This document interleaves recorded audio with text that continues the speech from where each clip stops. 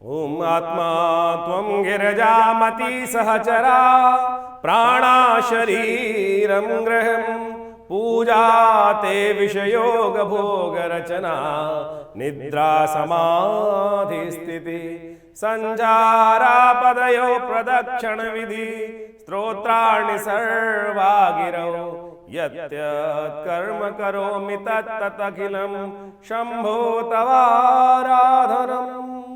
नमस्कार, स्वागत है आपका आचार्य वाणी में। मैं आचार्य डॉक्टर विक्रमादित्य आपके साथ हूँ। आज का विषय हमारा है धनु राशि वालों के लिए ग्रहों का योग इस फरवरी के अंतिम काल में किस प्रकार का रहेगा। देखिए, धनु राशि वालों, आपके ग्रहों के दृष्टिकोण से देखें तो फरवरी का अंतिम काल जो है बहुत बड़ा महत्वपूर्ण समय रहने वाला है। ग्रहों का परिवर्तन का महत्वपूर्ण योग बनने वाला है। शनि महाराज, जिनका नाम सुनते ही लोग थोड़े से कह जाते हैं अरे शनि क्या करेंगे पता नहीं, वो होने जा रहे हैं अस्त। और आपकी राशि के दृष्टिकोण से देखा जाए तो शनि इस वक्त जहाँ चल रहे थे वो चीज़ों को बहुत धीरे धीरे कर रहे थे, लेकिन थे तो शुभ ही, लेकिन अब वो हो जाएंगे अस्त। अस्त यानी प्रभाव शून्य। बहुत सारे लोग ग्रहों को समझ नहीं पाते हैं। पिता पुत्र एक साथ चल रहे हैं, सूर्य और शनि का योग एक साथ चल रहा है, और शनि महाराज, सूर्य जब भी शनि के पास आते हैं तो उनको अस्त कर देते हैं, यानी आकाश मंडल में वो ग्रह दिखना बंद हो जाता है। आकाश मंडल में सूर्य जब बड़ा एक लाइट जल रही होती है उसकी तरफ देखते हो तो क्या होता है, उसके पीछे कुछ दिखाई नहीं देता आपको।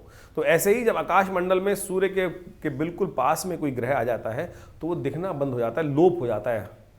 और इस बात को शब्दों के माध्यम से तो लोगों ने पता नहीं क्या क्या कर दिया है। कोई एक महान ज्योतिषी जी हैं जो अपने आप को कहते हैं, उन्होंने लिख दिया शनि अंधे हो रहे हैं। अरे ऐसा नहीं है, ग्रह अस्त नहीं होता है, सम्मान करना चाहिए।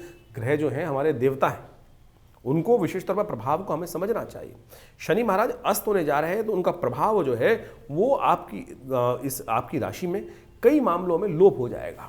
तो ऐसे में समझें, शनि महाराज आपकी राशि में यहाँ पर थोड़ा सा आलस्य भी उत्पन्न करते दिखाई दे रहे थे, चीज़ों को डिले कर रहे थे।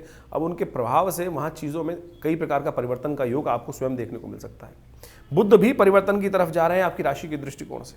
बुध महाराज अपनी एक विशेष राशि में प्रवेश करेंगे, उदय हो जाएंगे। अस्त चल रहे थे, वो उदय होंगे और उदय होने के बाद परिवर्तन का योग करेंगे इसी फरवरी के अंतिम काल में। मंगल महाराज जो लगातार नेगेटिव चल रहे थे, लगातार वक्री स्थिति में चल रहे थे, वो अब सीधे रास्ते में बहुत तेज गति से आगे बढ़ने की तरफ बढ़ेंगे और ये करीब अप्रैल तक मार्गी रहने वाले हैं। और ये कई मामलों में आपके रास्ते को खोलते दिखाई देंगे। लेकिन ध्यान रखिएगा, आपको रेवोल्यूशनर बना सकते हैं मंगल। या आपकी राशि के दृष्टिकोण जहाँ चल रहे हैं, एकदम आपके अंदर क्या होगा, आपको अस्त सजा के करेंगे, भाई मैं कम कर देता हूँ सामने आकर। बिल्कुल थोड़ा सा ध्यान रखने की ज़रूरत है। इसमें झगड़ों में नहीं फंसना है भाई, मंगल की पॉजिटिव यूज़ करना है, लेकिन अननेसेसरी क्या है कि आप समझ जाए मैं खड़ा हो जाऊंगा, बिल्कुल चीज़ें जो चल रही हैं, लोग गलत काम कर रहे हैं उनकी गर्दन काट दूँ। अरे नहीं भाई, स्थिति मनोविचार को ध्यान रखना, ये थोड़ा बवाल करने वाले हो सकते हैं ग्रह। तो आप समझो सिलसिलेवार तरीके से ग्रह आपके साथ क्या करेंगे।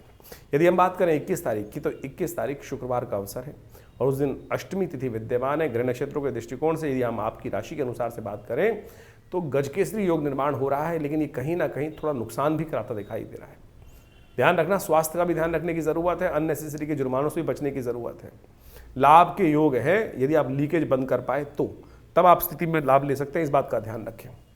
ऐसे ग्रह योग में आपकी राशि के दृष्टिकोण से इस दिन जानकी व्रत है, हमें भगवती सीता की सुंदर आराधना करने का प्रयास करना चाहिए। शास्त्र के दृष्टिकोण से निर्णय सिंधु में बताया गया कि इस दिन से भगवान राम ने विजय प्राप्ति के निमित्त, रावण पर विजय प्राप्ति के निमित्त इस अष्टलक्ष्मी की पूजा विशेष तौर पर कहा जाता है कि भगवती के विभिन्न स्वरूपों की पूजा इस दिन कर उनका आशीर्वाद देना आरंभ किया था। तो आप भी ऐसे शुभ योग में निर्णय सिंधु के अनुसार से जो शास्त्र में वर्णित चीज़ें हैं उनके अनुसार से भगवती की आराधना करें। जानकी व्रत के रूप में एक शास्त्र में वर्णित है। सीता जी साक्षात महाभगवती दुर्गा का स्वरूप है और भगवती लक्ष्मी का स्वरूप है, उनका ध्यान करते हुए कार्य करें तो अच्छा रहेगा। कहा जाता है कि इस दिन सौभाग्यवती स्त्री को दान पुण्य श्रृंगार का समान दान किया जाता है और विशेष तौर पर उनकी आराधना कर समस्त कष्टों के रूप में निवृत्ति करने का रास्ता बन सकता है। 22 तारीख का दिन शनिवार का अवसर, नवमी तिथि विद्यमान है। ग्रह नक्षत्रों के दृष्टिकोण से इस दिन ग्रहों का योग का परिवर्तन तो बनेगा, लेकिन ये परिवर्तन शाम को बनता दिखाई दे रहा है। सुबह थोड़ा सा 50-50% चांसेस हैं। यदि आप अपने आप को संयमित कर पाए, चीज़ों को ध्यान रख पाए तो लाभ अवश्य ले सकते हैं। ऐसे योग बन रहे हैं। लेकिन कई बार क्या होता है कि हमें ध्यान नहीं होता है, थोड़ा आलस की प्रवृत्ति ज़्यादा है, क्योंकि शनि महाराज आपके पराक्रम भाव में चल रहे हैं। चीज़ों को आप हर चीज़ को ऐसा ही कर रहे थे कुछ दिन से, हाँ देख लेंगे, कर लेंगे, हो जाएगा। नहीं, अलर्ट हो जाइए। ये स्थिति थोड़ी सी नुकसानदायक हो सकती है, लेकिन यदि अलर्ट हो गए, समझ गए, जाग गए तो चीज़ों को, नुकसान को बचा सकते हो, ऐसा योग बनता दिखाई दे रहा है। कर लो, अच्छा रहेगा। एक बात और ध्यान रखिएगा, 22 और 23 तारीख को ज्येष्ठा और मूल नक्षत्र योग बन रहे हैं। इन नक्षत्रों में जो जातक जन्म लेते हैं उनकी मूल शांति अवश्य करानी होती है, नहीं तो पिता और पूरे परिवार के लिए, स्वयं के लिए बच्चा भारी रहता है। तो ऐसे में अवश्य ध्यान रखें, मूल, ज्येष्ठा मूल। और यदि कोई जन्म लिया है इन नक्षत्रों में तो अपने भी मूल शांति बचपन में नहीं कराई है माता पिता ने, तो अभी भी करा सकते हैं, नहीं तो बेकार जीवन में कष्ट, कई मामलों में विघ्न उपस्थित होते रहते हैं और सही रूप से यदि हो तो कष्ट निवृत्ति हो जाती है। 23 तारीख का दिन रविवार का अवसर, दशमी तिथि विद्यमान है ग्रह नक्षत्रों के दृष्टिकोण से, और इस दिन जो परिवर्तन का योग बना है वो आपके लिए शाम से ही पॉजिटिव बनता दिखाई दे रहा होगा। कहीं ना कहीं नया मोटिवेशन उदय हो सकता है, शक्ति अच्छी होगी, विचार अच्छे होंगे और परिवर्तन का रास्ता बन सकता है। और कारण भी है, 2 ग्रह परिवर्तन की तरफ जा रहे हैं। शनि होने जा रहे हैं अस्त, मंगल विशेष तौर पे होने जा रहे हैं मार्गी, और ये दोनों के दोनों आपके लिए अच्छे रहेंगे। सद्भावना से प्रेरित हो सकते हैं और बड़ी हिम्मत जाग सकते हैं। शनि जो कार्य खराब कर रहे थे, वहाँ पर बैठे हुए दुस्साहस आपसे विशेष तौर पर क्या कर रहे थे कि आलस करा रहे थे, चीज़ों को डिले करा रहे थे, लेकिन मंगल ने यहाँ अति उत्साहित बना दिया है। बस मैंने शब्द उच्चारण किया, अति उत्साहित। उत्साहित हो, हिम्मत करें, लेकिन अति उत्साहित। आग में कूदने वाला काम मत कीजिएगा। मंगल यहाँ पर आग में कूदने वाला काम भी करा सकता है व्यक्ति के द्वारा, तो ध्यान रखते हुए कार्य करने की ज़रूरत है। ये आपके लिए बहुत ज़रूरी वाला समय दिखाई दे रहा है। ग्रह नक्षत्रों को समझते हुए कार्य करेंगे तो अच्छा रहेगा। 24 तारीख का दिन सोमवार का दिन है, एकादशी तिथि है, और साथ साथ मंगल पूरी तरह से इस दिन परिवर्तन का योग बनाने वाले हैं। विजय एकादशी का योग बन रहा है। यदि जीवन में कोई कष्ट चल रहा हो, मुकदमे इत्यादि छोड़ ना रहे हो, विजय पढ़ने के योग नहीं बन रहे हो, तो कहा जाता है इस दिन भगवान विष्णु की पूरी पंचोपचार पूजन करना चाहिए, व्रत रखना चाहिए। शालिग्राम जी का पूजा पंचोपचार पूजन, ओम नमो नारायणाय पूर्व सूक्त के द्वारा उनका यज्ञ इत्यादि करने से जीवन के जो कष्ट चल रहे होते हैं, जो कई बार हार मिल रही होती है, एक नई शक्ति का सृजन आपके अंदर हो सकता है ग्रह नक्षत्रों के माध्यम से। इस दिन विशेष तौर पर मंगल मार्गी होने का योग जो बना रहे हैं वो आपके लिए कहीं ना कहीं कल्याणकारी योग बना सकता है, चीज़ों को आपके फेवर में लाने के योग बना सकता है। तो आगे बढ़ने का आपको प्रयास करना चाहिए। ग्रह नक्षत्रों के दृष्टिकोण से ऐसा योग बन रहा है। यदि हम बात करें 25 तारीख की, मंगलवार का अवसर है, द्वादशी तिथि विद्यमान है, और ग्रह नक्षत्रों के दृष्टिकोण से जो ये योग बनकर तैयार है आपकी राशि के दृष्टिकोण से, ये बड़ा महत्वपूर्ण योग बनता दिखाई दे रहा है आपके लिए। ग्रह परिवर्तन की तरफ जा रहे हैं और ये ग्रहों का परिवर्तन जो है वो आपके लिए बहुत ही कल्याणकारी साबित हो सकता है। ऐसे में गुरुजन, माता पिता का आशीर्वाद लेकर, जिसमें भी आशीर्वाद का अभाव से कार्य होने वाला अभाव लग रहा है, तो गुरुजन माता पिता का आशीर्वाद लेकर कार्य करो, चीज़ें प्राप्त होने के योग बन सकते हैं। भौम प्रदोष है, ऋण संबंधी समस्याएं चल रही हो तो इस दिन ऋण मुक्ति के लिए भगवान की उपासना कर लेनी, ऋण मुक्ति स्तोत्र का पाठ करना चाहिए। इस दिन बुद्ध महाराज उदय होने जा रहे हैं, जो विशेष तौर पर आपकी राशि के तृतीय भाव में चलते हुए बुद्ध हैं, जो आपको नया एक इनोवेशन दे सकते हैं, नया विचार मन में ला सकते हैं। शनि अस्त हो गए, वहीं चलते हुए बुद्ध जो है वो उदय हो गए हैं, परिवर्तन की तरफ बहुत तेज़ी से आगे भाग रहे हैं। तो बहुत सारे नए विचार मन में उदय होने के योग बनते दिखाई देंगे। इसका लाभ आपको अवश्य लेने का प्रयास करना चाहिए। हनुमान जी की सुंदर आराधना करें, हनुमान चालीसा का पाठ करें, सुंदरकांड का पाठ करें। मंगलवार का अवसर है, भौम प्रदोष का योग है, तो आपके लिए कल्याणकारी रहेगा। 26 तारीख बुधवार का अवसर, महाशुभ पर्व, महाशिवरात्रि का पर्व। समस्त प्रकार के हमारे यहाँ 3 रात्रियाँ बड़ी महत्वपूर्ण कही गई हैं, होलिका महारात्रि, दीपावली महारात्रि, शिव महारात्रि। ये फागुन की चतुर्दशी जो योग बनता है ये शिव महारात्रि है, समस्त कष्टों को दूर करने वाली रात्रि मानी जाती है। ग्रह नक्षत्रों के दृष्टिकोण से समय आशीर्वाद लेने का है, आशीर्वाद प्राप्त करने का आपको सुंदर प्रयास करना चाहिए। भगवान की कृपा से आपके बहुत सारे कष्ट दूर होने के योग बन सकते हैं। ग्रह नक्षत्रों के दृष्टिकोण समझें तो बृहस्पति की पूर्ण दृष्टि इस वक्त चंद्रमा पर विराजमान हो गई है और ये आपके लिए बड़ा अद्भुत लाभ का योग बनाती दिखाई दे रही है। और ऐसे में यदि श्रद्धा के साथ इस सुंदर योग में आपकी राशि के दृष्टिकोण से आप आराधना कर लें भगवान शिव की, तो आशीर्वाद अल्टीमेट तो भगवान त्वमेव माता च पिता त्वमेव बंधु च सखा त्वमेव, आशीर्वाद। शिवरात्रि का पर्व ही इतना बढ़िया है और आपकी राशि योग है, इस वक्त आशीर्वाद से मेवा मिल सकता है। तो ऐसे में कोशिश करें पहले शिवरात्रि को समझें क्या है, और यदि आशीर्वाद मिल गया भगवान शिव का तो समस्त प्रकार से कल्याण के योग बनेंगे आपके लिए। शिवरात्रि का महापर्व इस बार 26 फरवरी को है और इस विशेष 26 फरवरी को आप समझे भगवान शिव की सुंदर आराधना का बड़ा महत्व है। भगवान शिव की विभिन्न शास्त्रों में आदिदेव के रूप में पूजा की जाती है और वो आदिदेव जो है ना सदा कल्याण करने वाले हैं। भगवान शिव की कथा शिवरात्रि के संबंध में समझें कि शास्त्रों में बड़ी विचित्र विचित्र कथाएं उपस्थित हैं। एक कथा तो बहुत ही विचित्र है, और उसको प्रैक्टिकल रूप में बहुत सारे लोग समझ भी नहीं पाते हैं। आज हम कोशिश करते हैं आपको वो वास्तविक तौर पे समझाएं। एक कथा चलती है ना कि लकड़हारा था, रात में जंगल में उतर के रुक गया था, रात में जंगल में चला गया, और जब उसको शेर इत्यादि विभिन्न जीवों की रात को आवाज़ आ रही थी तो उसको डर लगा, तो किसी ना किसी रूप में पेड़ पर चढ़ गया वो, और पेड़ पे चढ़ गया तो देव कृपा से वो देवयोग से वो जो बिलपत्र का पेड़ था, बिलपत्र के पेड़ पे कांटे भी होते हैं, कांटे चुभते थे, उसको हिलता था और बिलपत्र गिरते थे भगवान शिव के वहाँ नीचे। बाई चांस देवयोग से क्या था, शिवलिंग विद्यमान था भगवान शिव का, और शिवलिंग पर पत्ते उसके हिलने के कारण से गिरते थे। अब लोगों के मन में ये प्रश्न उठ सकता है, बहुत सारे लोग हैं जो बहुत बुद्धिजीवी हैं और बहुत ज्ञान रखते हैं, वो बोले जी हम तो चढ़ते देखा है बिलपत्र हिलाते हैं तब भी पत्ते नहीं करते। भाई फागुन का महीना है, पतझड़ का महीना चल रहा होता है, और पतझड़ के महीने में यदि कोई बिलपत्र तोड़ने जाए तो हल्के से हाथ लगाने से ही वो पत्ते झड़ जाते हैं। तो शास्त्र में कथा कहीं गलत नहीं लिखी है भाई, शास्त्र में बिल्कुल प्रमाणित तौर पे लिखी गई है कि बिल्वपत्र के पेड़ पे जैसे ही वो चढ़ा तो रात्रि भर उसको डर तो लग रहा था कि आसपास, और ऊपर वाले का नाम तो ले ही रहा होगा, भगवान का नाम तो सब कोई लेते रहते हैं, वो नाम भी चल रहा था भगवान का, जिस भी उसको, अब लकड़हारा रहा होगा तो संस्कृत तो शायद नहीं आती होगी बहुत सारे लोग, लेकिन जिस भी रूप में प्रभु का नाम तो चल ही रहा था, और हिलने के कारण से वो बिल्वपत्र भी स्वाभाविक रूप से उसके प्रयास से गिर गिर कर नीचे शिवलिंग पर, देवयोग कृपा कैसे होती है, जब जब किस्मत जागनी होती है तो कैसे रास्ता बन जाते हैं, हम कहाँ कैसे घेर घोट के पहुँच जाते हैं। वो लकड़हारा भी वहाँ पहुँच गया, और उसने जब हिलने के कारण से सुबह भोर काल तक वो नित्य भगवान का सुंदर अभिषेक चलता रहा। कैसे चलता रहा, बिल्वपत्रों के पत्तों के द्वारा अभिषेक चलता रहा। सुबह भगवान शंकर साक्षात उपस्थित हुए, उनका दर्शन, उसको लाभ प्राप्त हुआ और भगवान ने मनोरथ सिद्ध किए। तो आप भी अहरनिश, ये जागने की वेला है, जागरण की वेला है, और इस शिवरात्रि की वेला पर यदि बड़ी श्रद्धा के साथ भगवान शिव का जो चारों पहर की पूजा है ना, वो यदि श्रद्धा के साथ की जाए तो कौन सी मनोकामना पूर्ण नहीं होती। ये सत माने, समस्त प्रकार की मनोकामनाएं पूर्ण के योग बन जाते हैं। तो आप अवश्य इस शिवरात्रि पर आनंद भाव से जो भी मंत्र याद है आपको, ओम नमः शिवाय मंत्र तो याद ही होगा, लेकिन शुद्ध रूप से कर लें तो बहुत अच्छा रहेगा। कई लोग ओम नमो शिवाय बोल देते हैं, कुछ और बोल देते हैं, कोई नोमान ओम लगाता ही नहीं है। मंत्र पंच जो मंत्र है, जो पंचाक्षरी मंत्र है जिसको कहा जाता है, वेद का ही मंत्र है, ओम नमः शिवाय।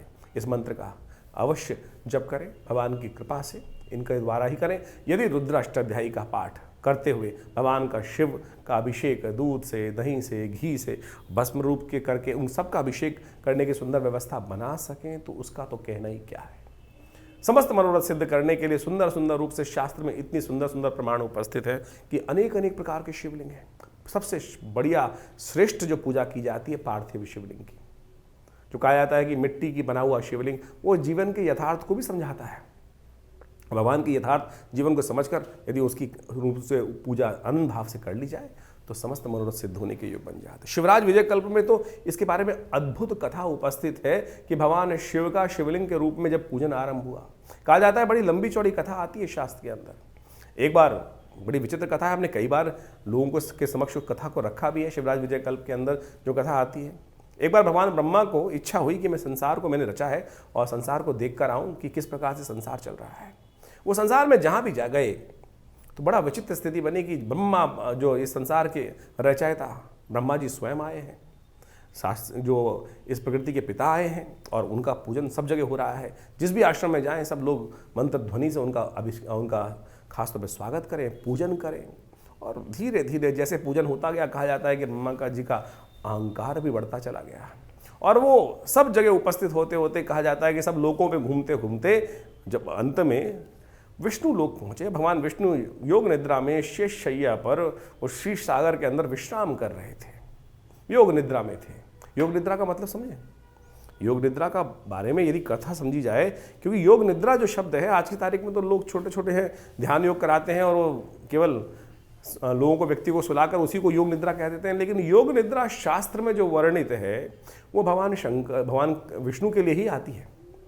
कारण क्या है, निद्रा एक साधारण निद्रा, एक योग निद्रा है जो भगवान विष्णु ही जाते हैं जिस निद्रा के अंदर। कहाँ जा रहे हैं, वो सहस्त्र फन वाले नाग के जो फन उभाए बैठा है उसकी गोद में, उसकी पूंछ के ऊपर आसन बनाकर भगवान विष्णु उस पर विराजमान है और सो रहे हैं। निद्रा, आप अपने कमरे में सोने जाते हैं और यदि कोई कीड़ा एक छोटा सा आ जाए एक छोटा सा मच्छर ही आ जाए, भुन भुन भुन करता रहे, या कोई ऐसी कोई स्थिति बन जाए, कुछ और कोई जीव घुस जाए उसके अंदर, क्या आप सो पाएंगे? निद्रा का मतलब होता है शांति। सब चीज़ से व्यक्ति अपने आप को ये सोचे हटा ले और उसमें सुकून में रहे और ये भावना रहे कि यहाँ मैं सुरक्षित हूँ, तभी तो व्यक्ति सो सकता है, तभी सो सकता है व्यक्ति। लेकिन भगवान विष्णु जहाँ उस सहस्त्र फन वाले नाग के ऊपर आसन बनाकर वो बैठा हुआ है और उसके जहाँ फन फैलाए वो बैठा है और उसके गोद में भगवान विष्णु विश्राम कर रहे हैं, सो रहे हैं। कैसे सो सकते? मृत्यु साक्षात ऊपर विराजमान है।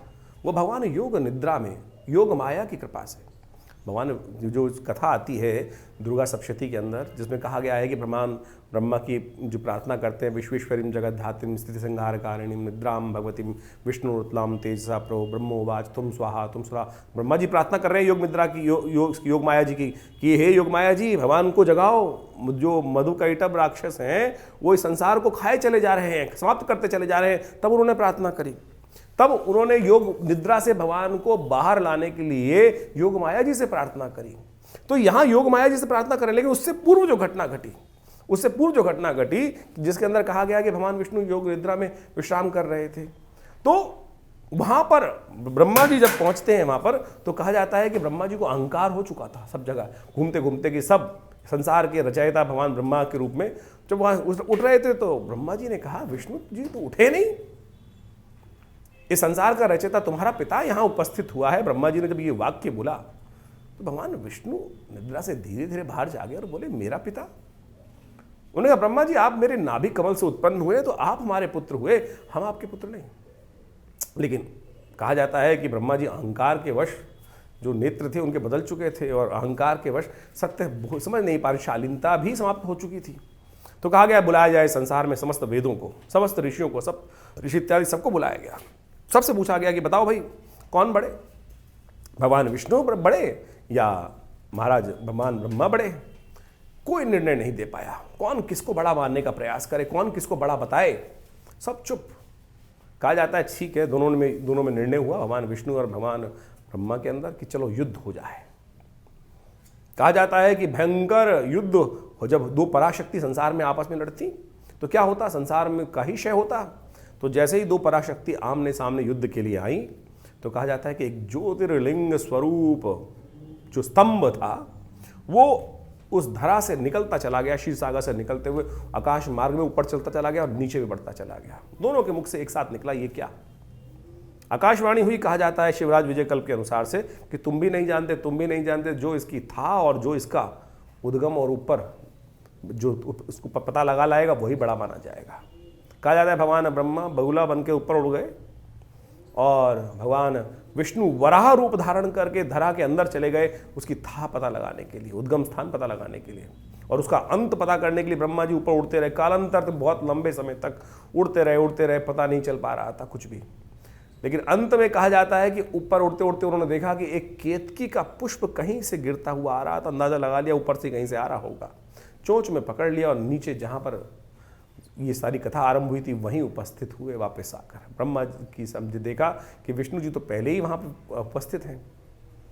तो विष्णु जी से उन्होंने पूछा कि आप पता लगाया है कहाँ इसकी था, नीचे कितनी गहरी है? भगवान विष्णु ने कहा नहीं, मैं तो नहीं पता लगा पाया। भगवान ब्रह्मा से पूछा हाँ आप? तो भगवान ब्रह्मा ने उसी वक्त, उनके पंचमुखी कही जाते, भगवान ब्रह्मा जो थे पंचमुख वाले थे उस समय।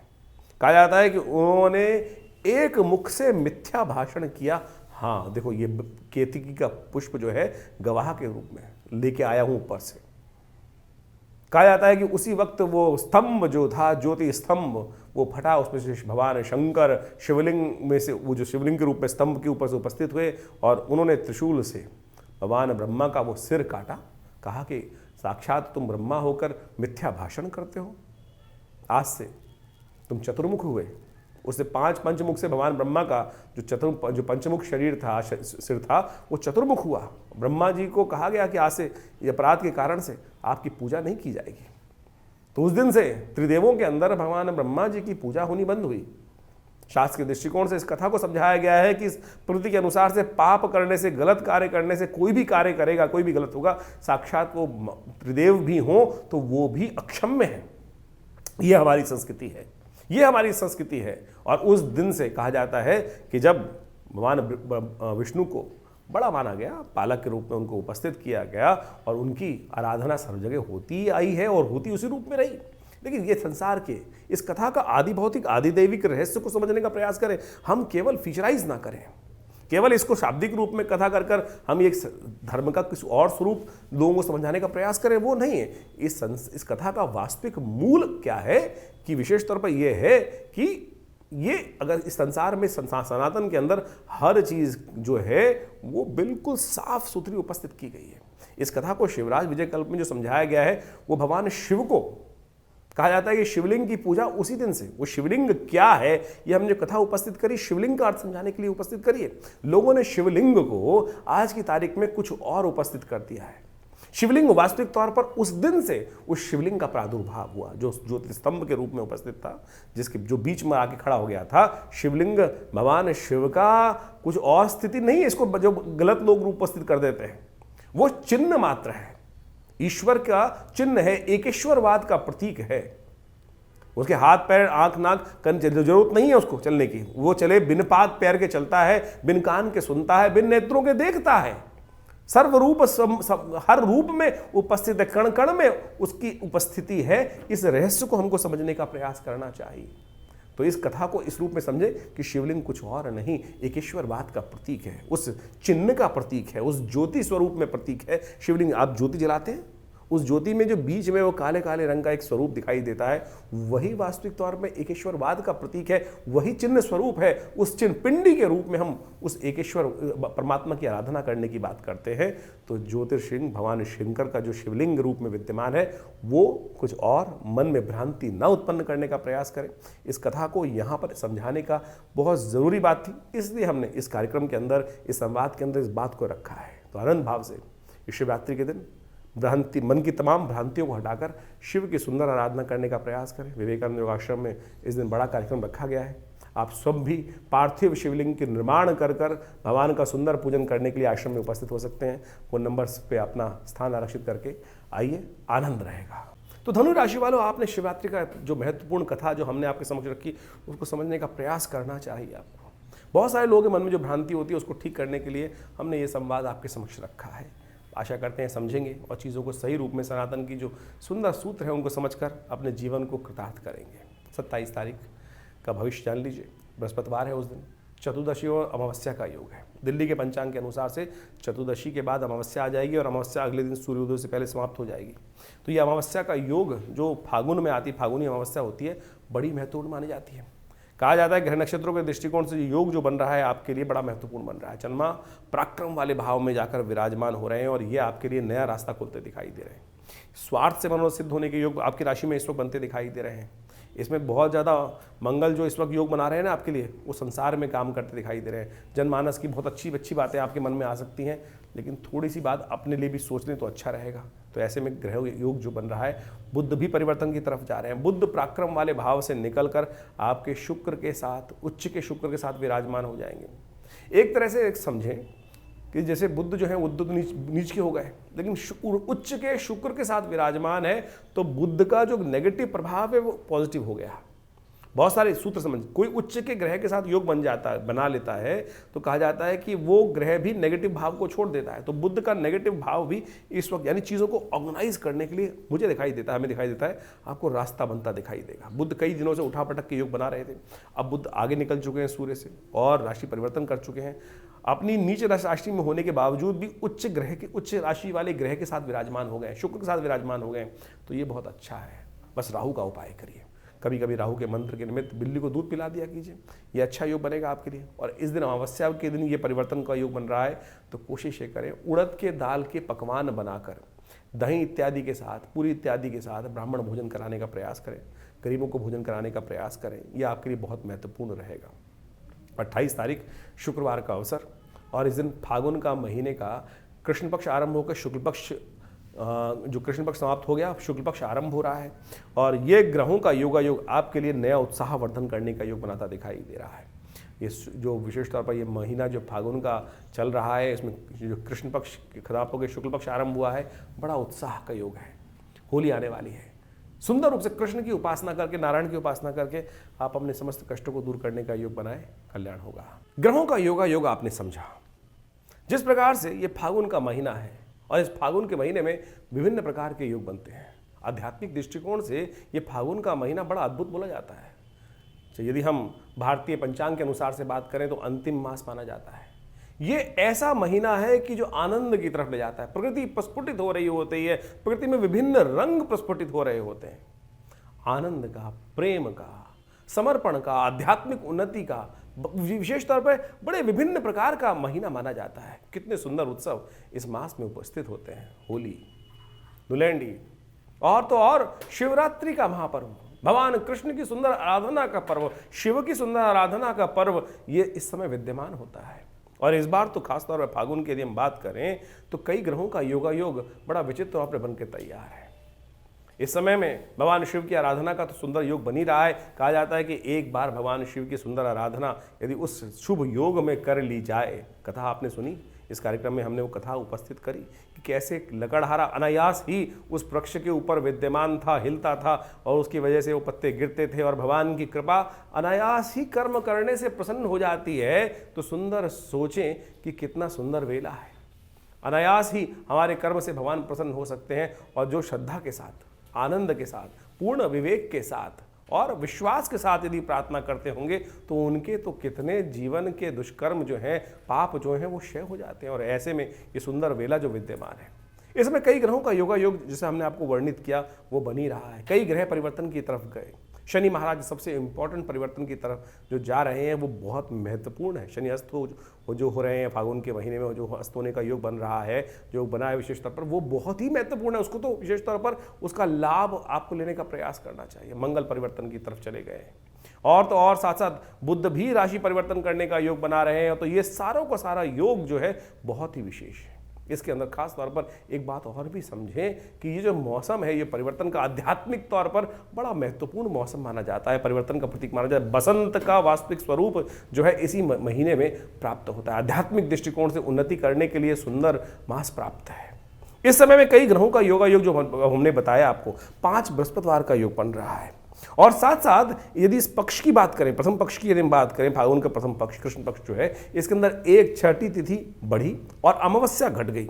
और ऐसे में ये योगा योग जो है एक ही पक्ष में एक तिथि घट जाना और एक तिथि बढ़ जाना, विशेष तौर पर ये एक विशेष तौर पर थोड़े भाव के लिए, जो लोग कार्य कर रहे हैं, जो बिजनेस कर रहे हैं, कई प्रकार के कार्य कर रहे हैं, उनके लिए बड़ा सावधानी भरा है। व्यवस्थाएं बदल सकती हैं। साथ साथ पूरे विश्व के दृष्टिकोण से हम यदि देखें तो ये फागुन के अंदर जो 5 बृहस्पतिवार का योग बन रहा है, ये कहीं ना कहीं अशांति को भी बढ़ाता है। कहीं ना कहीं कुछ ना कुछ इस वक्त देखें किसी प्रकार की स्थिति चल रही है, युद्ध चल ही रहे हैं, कई बहुत सारी व्यवस्थाओं के अंदर, बहुत सारे देशों के अंदर, पश्चिम देशों के अंदर व्यवस्थाएं चल रही हैं।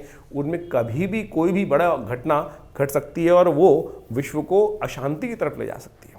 वहीं यदि हम बात करें कई प्रकार से ग्रहों की और की योगा योग की, मंगल ग्रह परिवर्तन की तरफ बहुत महत्वपूर्ण योग बना रहे हैं।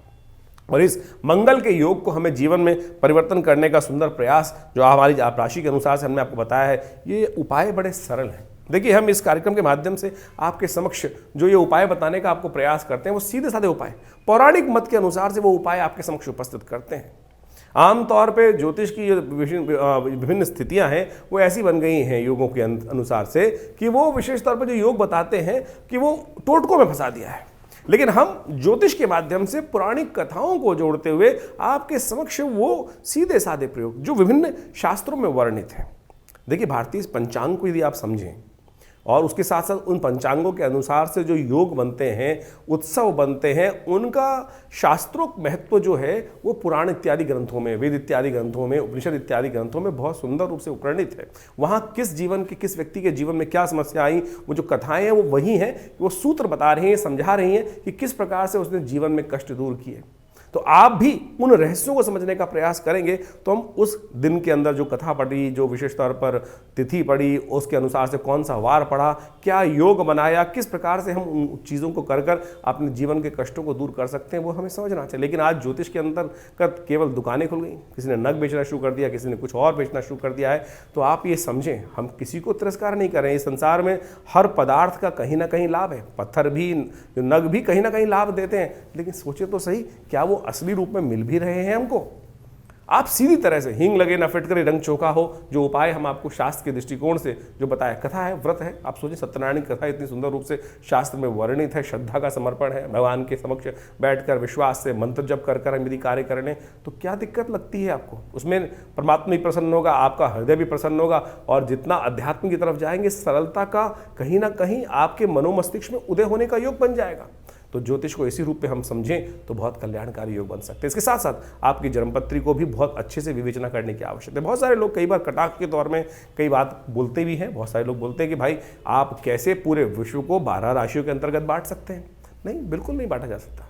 लेकिन ज्योतिष के दृष्टिकोण से कहीं ना कहीं गोचर का जो प्रेडिक्शन है वो तो 12 राशियों के अनुसार ही चलेगा, 12 भावों के अनुसार ही चल रहा है, और उन्हीं 12 भावों में ग्रहों का परिवर्तन का 12 राशियों के दृष्टिकोण से हो रहा है। तो उसका प्रभाव कैसे निकलट किया जाता है? हाँ, इसका प्रभाव ऐसा जरूर है कि जो 8वीं मंजिल पर बैठा है उसको एक अलग प्रभाव महसूस होगा, जो जमीन के अंदर है उसको एक अलग प्रकार का प्रभाव महसूस होगा, जो जीवन में जिस आयाम पर है, जिस विशेष तौर पर छोटा है, बड़ा है, गरीब है, अमीर है, उसके अनुसार से उसके परिवर्तन, यानी उसकी जन्मपत्री में किस प्रकार के जब जन्म हुआ किस प्रकार के योग बन रहे हैं, कौन सी दशाएं चल रही हैं, किस प्रकार से ग्रहों की बेसिक स्थिति है, षडवर्ग में शुद्ध है कि नहीं है, षडबल उसके अंदर किस प्रकार का विद्यमान है, जो विशेष जन्मपत्री को जो इंटरप्रिटेशन करने के लिए जो स्थिति बताई शास्त्र के अनुसार से बताई गई है, उनकी भी बहुत बड़ी महत्वपूर्णता रहती है। तो उसके लिए हम समय समय पर आपके साथ बहुत सारे चैनल पर जुड़ते रहते हैं, और बहुत सारे लोग अपनी समस्याओं का डिस्कशन करने के लिए आश्रम पर आते भी रहते हैं। तो आप भी इस ज्योतिष को बड़े व्यापक रूप से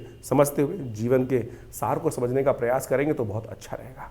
तो हम जो आपके समक्ष प्रेडिक्शन करते हैं, आपके मन में कोई प्रश्न चल रहा हो चिंता ना करें, आप हमारे इस चैनल के माध्यम से प्रश्न व्हाट्सएप पे भेज सकते हैं। अवश्य हम जल्दी से जल्दी उनके निदान देने का प्रयास करेंगे। बहुत सारे लोगों के प्रश्न आते हैं, उनको प्रश्नों निदान भी दिया जाता है, और साथ साथ जो यदि रविवार को आप प्रत्यक्ष रूप से मिलना चाहते हैं तो आश्रम पर सुंदर व्यवस्था रहती है, आप आके मिल सकते हैं। और इस दौरान तो एक बहुत बड़े उत्सव भी रहने वाले शिवरात्रि का महापर्व, जिसके बारे में हमने आपको बताया है। शिवरात्रि का जो महापर्व है वो बहुत सुंदर रूप से, व्यापक रूप से विवेकानंद योगाश्रम में मनाया जाता है। पार्थिव शिवलिंग का सुंदर निर्माण किया जाता है। सबसे श्रेष्ठ शिव की जो पूजा है, आराधना है, वो पार्थिव शिवलिंग के रूप में ही है, और उनके अंतर वो शिवलिंग की प्रतिष्ठा, जितने भी लोग बैठते हैं वो सब लोग अपने अपने शिवलिंग का निर्माण 108 शिवलिंग का निर्माण करते हैं। फिर उनका पंचोपचार पूजन किया जाता है, षोडशोपचार पूजन किया जाता है, फिर रुद्राभिषेक की पूरे अष्टाध्यायी के द्वारा उनका अभिषेक होता है, और फिर सुंदर रूप से यज्ञ इत्यादि कर कर भगवान का सुंदर स्तवन शिवरात्रि के दिन विवेकानंद योगाश्रम में किया जाने की सुंदर व्यवस्था हो रही है। आप अपना स्थान उसमें आरक्षित करा सकते हैं, और सुंदर रूप से हमारे साथ बैठकर भगवान शिव की सुंदर आराधना उस शिवरात्रि के महापर्व पर करिएगा। देखिएगा, बिल्कुल वैदिक रीति के अनुसार से हम सुंदर रूप से उस रुद्रा अष्टाध्यायी का, रुद्री का पाठ करते हुए भगवान का सुंदर पूजन चलता है। आप भी यदि उसमें सम्मिलित हो, दिव्य स्थान है, माँ भगवती का सुंदर शिव विग्रह वहाँ उपस्थित है हमारे आश्रम पर दिल्ली में, लक्ष्मीनगर क्षेत्र में विवेकानंद योग आश्रम, जो पीताम्बरा पीठाधीश्वर जो भगवान पीठ है भगवती का है, और वहाँ उस पीठ पर भगवती का सुंदर दर्शन कर कर आप अपने कष्टों को दूर करने के लिए भगवती के सामने प्रार्थना भी कर सकते हैं, और भगवती सुनती हैं। हमने विशेष रूप से ये सिद्ध स्थली, सिद्ध मूर्ति के सामने देखा, हजारों लोग आते हैं और उनकी मनोकामना सिद्ध होती है।